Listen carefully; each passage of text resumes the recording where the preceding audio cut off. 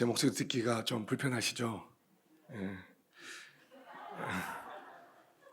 저도 제 목소리 듣기가 참 불편하고 말하기도 힘이 듭니다.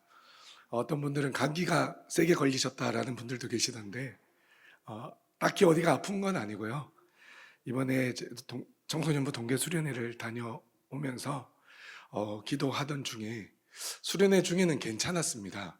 그래서 괜찮은 줄 알고 조금 더 기도를 했더니 마지막 날 제 목소리가 사라져 버리더라고요.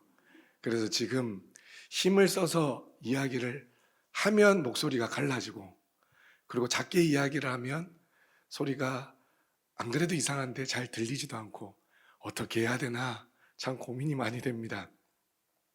그런데 오늘 또 목소리를 좀 적게 쓰고 싶은데 고3들을 위한 권사님들이 기도의 자리도 있어서 또 한번 이 이상한 소리를 가지고 기도하고 왔었거든요. 그래서 목소리가 낮보다 좀 더 안 좋아진 것 같습니다. 그럼에도 양해해 주시고, 전하는 자의 모습을 통해서 은혜 받는 것이 아니라 그 가운데 선포되어지는 말씀이 우리를 새롭게 하고 새로운 능력을 주심을 믿으시고 말씀의 은혜 받으시는 귀한 시간 되어졌으면 좋겠습니다. 탈무드에 이런 이야기가 나옵니다. 아마 들어보신 분들이 계실 거라 생각되는데요. 세 형제가 세상에서 가장 귀한 것을 구해오기로 하고 각각 먼 나라로 떠나게 됩니다. 그리고 오랜 후에 세 형제가 다시 모였는데, 첫째는 아무리 먼 것도 볼 수 있는 만원경을 구해왔고, 둘째는 손살같이 하늘을 날 수 있는 양탄자를 구해왔고, 셋째는 어떤 사람도 살릴 수 있는 사과를 구해왔다고 합니다. 세 형제가 모여서 이야기꽃을 피우다가 서로 자기의 것을 자랑하다가 첫째가 자신의 만원경을 자랑하며 먼 곳을 보았더니 어느 나라의 공주가 병으로 죽어가고 있는 것을 보게 되었습니다. 그래서 세 형제는 둘째가 구해온 양탄자를 타고 공주에게로 가서 셋째가 구해온 사과를 먹여서 살렸다라는 이야기입니다. 그래서 그 왕은 기뻐하여 공주를 살린 사람을 사이로 맞이하겠다라고 이야기해 주었습니다. 그리고 세 형제는 서로가 자기의 공로가 더욱더 크다라며 서로 주장하고 싸우기 시작했습니다. 그런데 사실 이 중에 하나라도 없었다면 공주를 살릴 수 있는 방법은 없었을 것입니다. 그러자 이들의 주장을 듣던 공주가 한 사람을 선택했습니다. 누구이겠습니까? 네? 예, 사과입니다. 왜 그렇습니까? 무슨 대답들을 하시는데 무슨 대답인지는 들리지는 않는데 자신의 것을 없애면서까지 공주를 구했기 때문입니다. 이처럼 누군가의 생명을 살린다는 것은 참으로 중요한 일입니다. 자신이 가진 능력과 노력으로 누군가를 살리는 것도 대단하다 칭송받는데, 자신의 것을 포기하고 희생하면서까지 누군가를 살린다는 것은 참으로 귀하고 귀한 일입니다. 그런데 이러한 일을 누가 하셨습니까? 바로 하나님이 하셨습니다. 하나님은 우리를 살리기 위해서 자신의 모든 것을 희생하셨습니다. 하나님에게 있어 우리는 그러한 가치가 있기에 지체 없이 아들을 희생시키면서 우리를 살려주셨습니다. 그러니 우리에게 있어 성경의 진리는 언제나 은혜요, 언제나 축복이요, 언제나 감사의 제목일 수밖에 없다는 것입니다. 그런데 이러한 은혜와 축복과 감사가 시간이 지나면 어떻게 됩니까? 은혜보다는 다시 내 능력이 앞서고, 축복에 대한 감사보다는 우리의 의를 드러내는 모습이 우리 가운데 점점 나타나지 않습니까? 오늘 본문에 기록된 나병 환자 시몬도 마찬가지였습니다.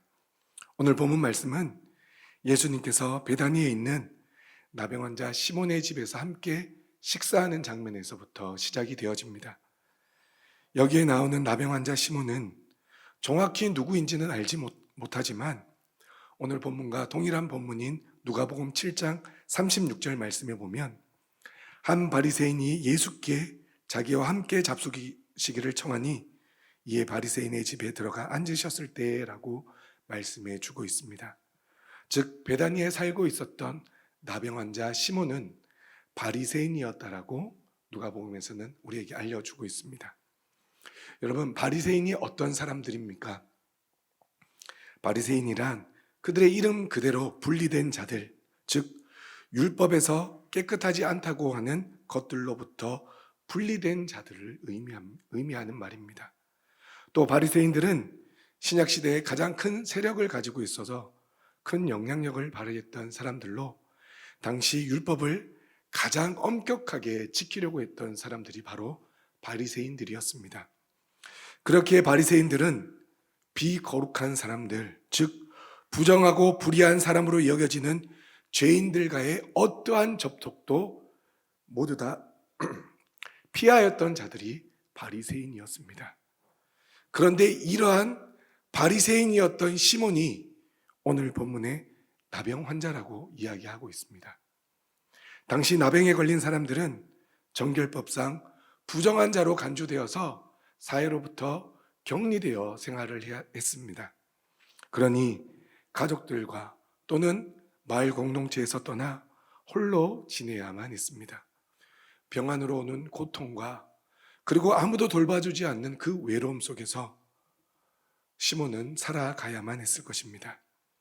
그런데 시몬에게 있어 이러한 고통과 슬픔과 외로움보다 더 큰 충격은 거룩하고 정결했던, 그래서 바리새인이었던 자신이 부정하게 되었다라는 사실이었을 것입니다.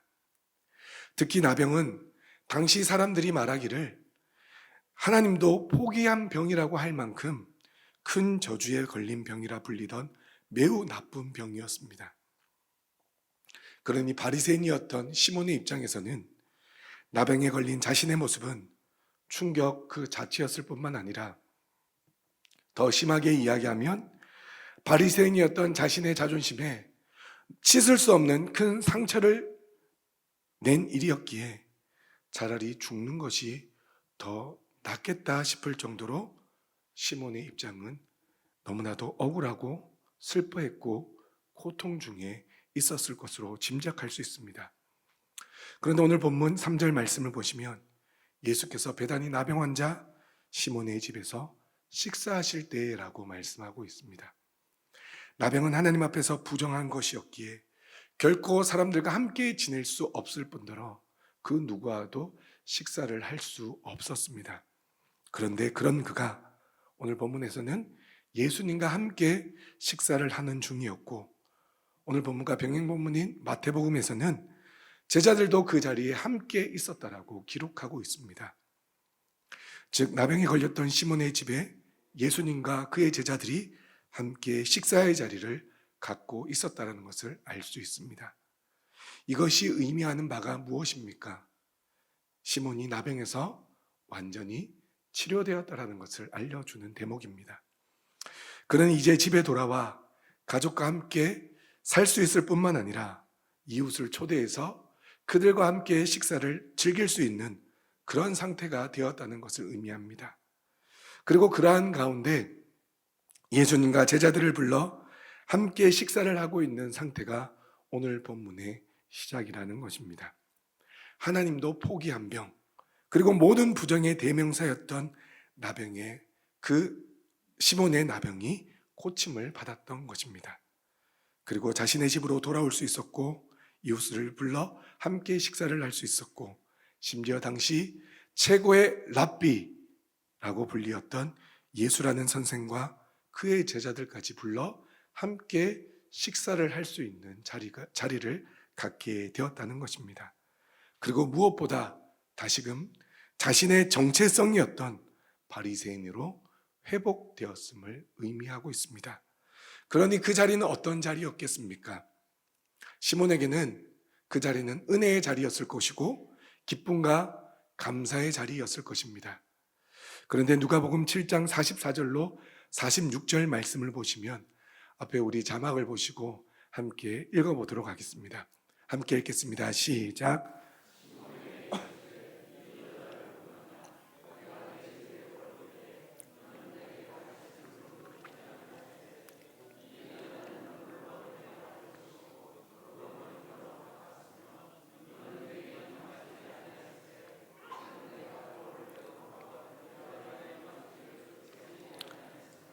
너는 내 머리에 감람유도 붓지 아니하였으되 그는 향유를 내 발에 부었느니라.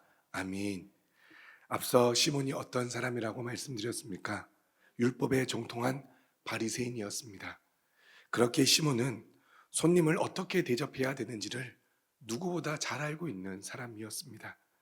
당시 유대인들은 집에 손님을 초청하면 손님을 대접하는 풍습이 있었습니다. 먼저 손님에게 평화를 기원하는 입맞춤을 합니다. 그리고 입맞춤에 의한 인사는 손님을 맞이할 때 반드시 해야 되는 것은 아니었지만 일반적으로 인정된 인사의 형태였습니다. 그리고 그 다음은 손님의 발을 씻겨 주었습니다. 당시 모래가 많은 근동 지방에서는 손님이 왔을 때 시원한 냉수를 들여 그의 목을 축이게 하고 또한 발을 씻도록 하는 것이 관례였습니다. 그리고 향료를 피우거나 향유를 손님의 머리에 부어 발라 주었습니다. 그런데 시몬은 입맞추는 인사도 발 씻을 물도 하다못해 싸디싼 감람유도 예수님의 머리에 부어주지 않았다고 말씀합니다.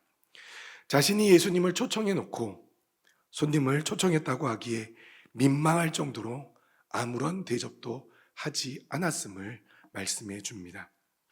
이는 시몬이 손님을 대접하는 방법을 몰라서가 아닙니다. 어쩌면 예수님이 사람들의 말하는 최고의 랍비 혹은 선지자가 맞는지 아닌지에 대한 자신의 판단을 확인해 보고 싶었기에 예수님을 초청한 것으로 볼 수가 있습니다. 그래서 그는 냉소적인 태도로 예수님을 대하였던 것입니다. 이를 다른 말로 표현하면 자신의 나병이 나은 것으로 인한 은혜와 기쁨과 감사의 자리에서 사람들을 불러 모아놓고 하나님께 영광을 돌리기보다 그 속에서 다시금 자신의 정체성인 바리새인의 모습으로 다시 돌아왔음을 확인하기 위해서 예수님이 거룩한 자인지 정결한 자인지 정말 사람들이 말하는 최고의 랍비이자 선지자인지를 판단하려 하였다라는 것입니다. 그러니 은혜와 기쁨의 자리에서 나타나야 할 감사와 베품은 그 어디에서 찾아볼 수가 없었던 것입니다. 그리고 이는 예수님의 제자들도 마찬가지입니다. 오늘 본문 4절로 5절 말씀을 보시면 어떤 사람들이 화를 내어 서로 말하되 어찌하여 이 향유를 허비하는가? 이 향유를 300데나리온 이상을 팔아 가난한 자들에게 줄 수 있었겠도다 하며 그 여자를 책망하였다라고 말씀해 주고 있습니다. 마태복음에 보면 여기에 기록된 어떤 사람을 예수님의 제자라고 이야기합니다. 그리고 요한복음에 보면 이 제자들 가운데 가룟 유다였다라고 정확하게 기록하고 있습니다. 그런데 오늘 본문 앞뒤의 말씀을 한번 보십시오. 본문 앞의 내용은 대제사장들과 서기관들이 모여 예수를 죽이려고 의논하는 모습이 기록되어 있습니다. 그리고 본문 다음으로 나오는 말씀은 예수님의 제자였던 가룟 유다가 예수님을 배반하는 장면이 기록되어 있습니다. 그러므로 본문 앞뒤의 말씀 모두 예수님의 잡힘과 죽음에 대해서 말씀해 주고 있다는 것입니다. 그런데도 예수님의 제자들은 예수님의 죽음에 대한 영적인 눈을 뜨지 못했습니다. 좀 더 구체적으로 말하면 예수님이 이 땅에 그리스도 되심을 온전히 보지 못했다라는 것입니다. 그 대신 예수님이 지금까지 행하신 수많은 기적으로 인해 자신이 섬기는, 자신이 따르는 사람이 이러한 사람이니 자신들도 꽤 높은 명성과 인기를 누리고 있음을 바리새인이었던 시몬이 나병에서 고침받고 잔치자리와 같은 그 식사의 자리에 초대되었다라는 자신을 드러내고자 하는 모습만을 나타내 보여주고 있다는 것입니다. 그러니 병고침의 역사와 예수 그리스도와 함께 연합하는 은혜의 자리, 축복의 자리에서도 가난한 사람들을 돕는 것이 더 낫다는 거짓된 말로 자신들의 의를 드러내고 있다는 것입니다. 그런데 오늘 본문 3절 중반부 이후에 한 여자가 매우 값진 향유, 곧 순전한 나드 한 옥합을 가지고 와서 그 옥합을 깨트려 예수의 머리에 부었다라고 말씀합니다. 본문에 기록된 향유옥합은 매우 비싸고 희소하여 귀인들에게 드리는 선물용이었습니다. 그리고 그 가치도 상당했는데 우리가 좀 전에 보았던 5절 말씀에 이 향유의 가치가 300데나리온 이상이라고 이야기하고 있습니다. 그러니 이 향유의 가격은 300데나리온 이상의 값어치를 가진 향유 옥합이었습니다. 당시 이스라엘 백성들의 하루 품삯이 한 데나리온이었다는 점을 생각하면 이 향유 옥합의 값어치는 1년치 노동자의 연봉에 해당하는 굉장히 높은 가치의 물품이었습니다. 그리고 이 향유 옥합은 당시 여인들이 시집갈 미천, 즉 결혼을 위해 준비한 적금과도 같은 것이었습니다. 다시 말해 향유 옥합은 결혼을 상징하는 것이라고도 해도 무관하다는 것입니다. 여인으로서 신랑을 맞이하기 위해 준비한 그 향유를 가감없이 깨트려서 예수님의 머리에 부었고, 또 오늘 본문은 아니지만 누가복음에서는 발에 부어 자신의 머리카락으로 씻었다는 것은 한편으로는 어이없는 일이기도 하고 또 다른 한편으로는 굉장히 대단한 일로 볼 수가 있습니다.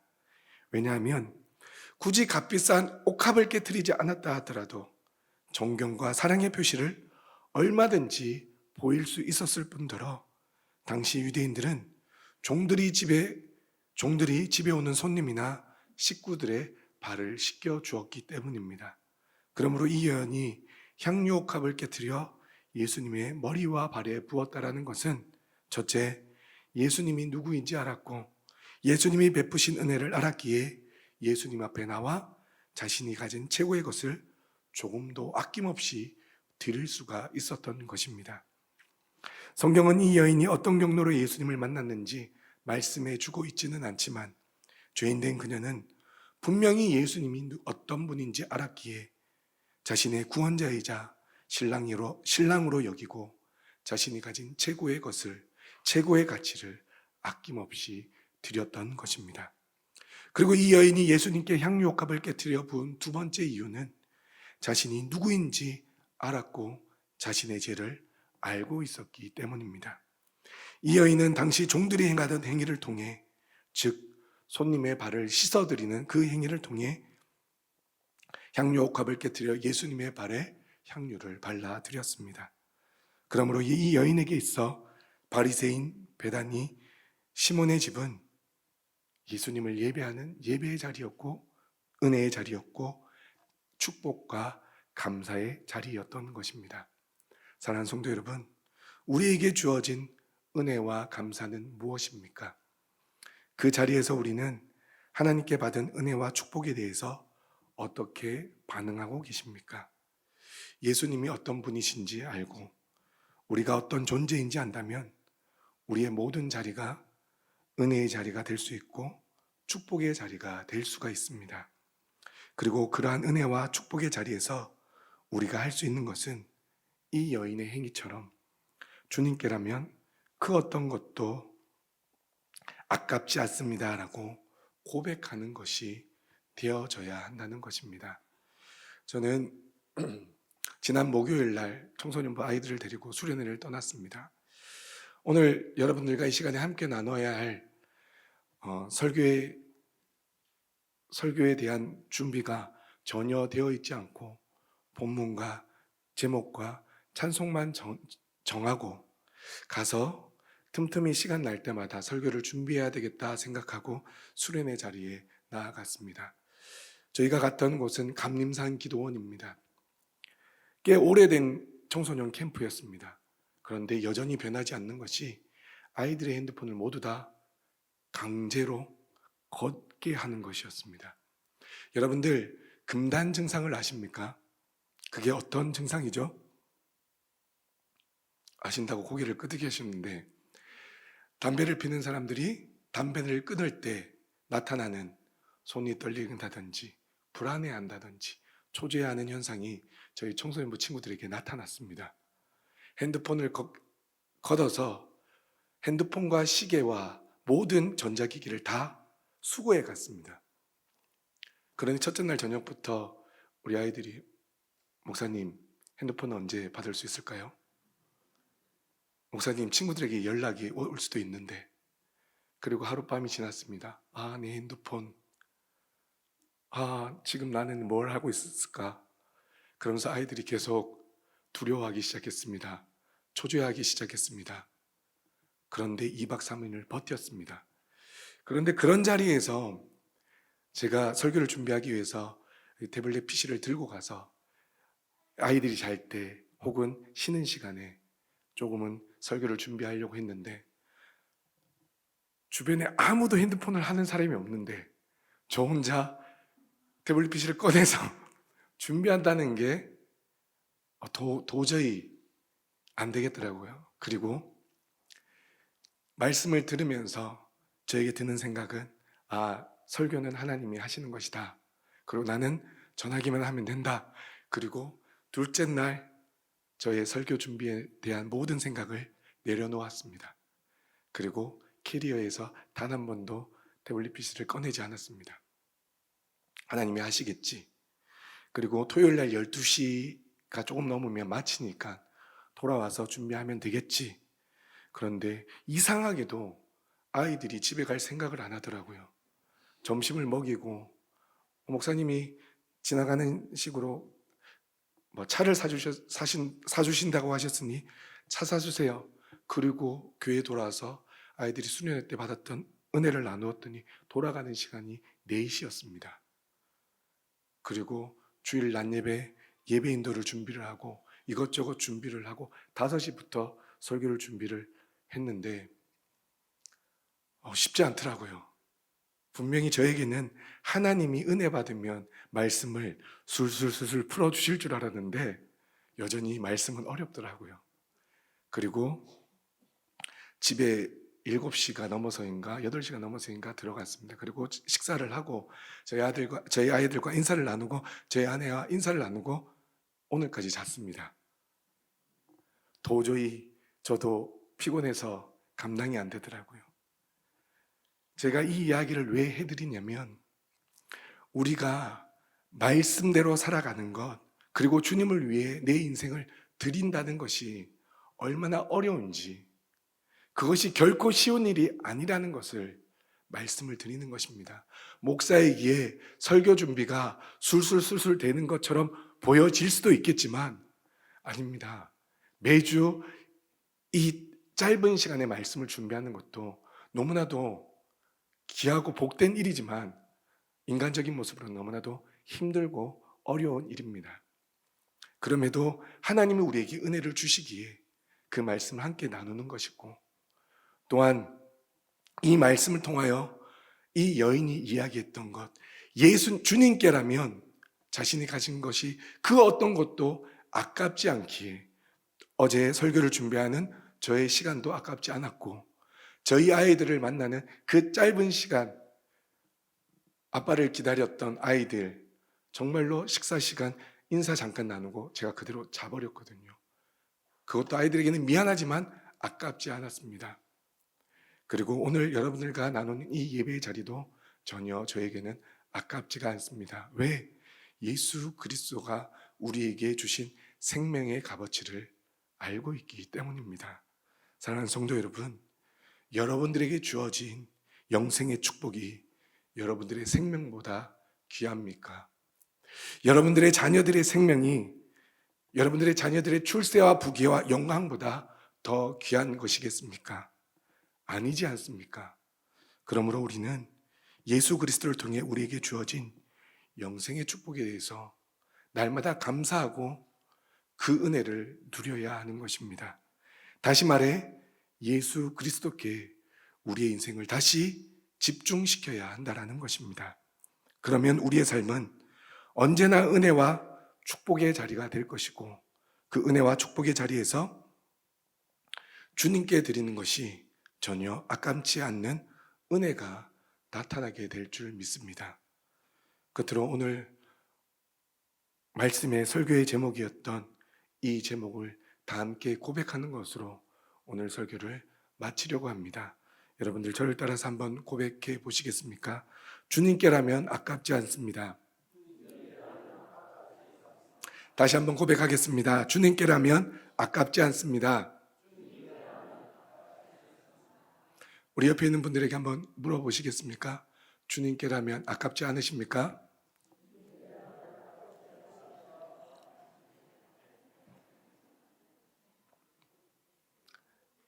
여러분들 주님께라면 아깝지 않으십니까? 우리 주님이 우리의 생명이라는 것을 안다면 우리가 가진 그 무엇도 하나님께 아깝지 않기를 주님의 이름으로 축원합니다.